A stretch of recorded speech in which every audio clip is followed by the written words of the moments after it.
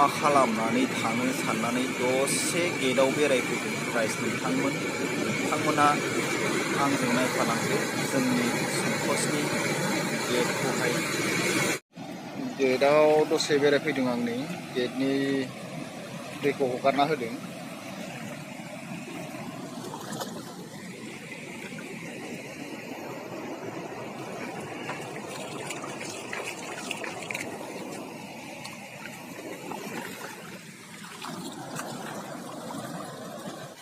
जोंहा नै दिनैनिफ्रायसो खोथिया फुजेनदों, मानोना दैयानो अभार नालाय, दै गिदिर जानायखाय गायनो मोननाय जायाखै। दिनैनिफ्रायसो खोथिया फुजेननाय जादों। नै बेनो जोंना खोथिया।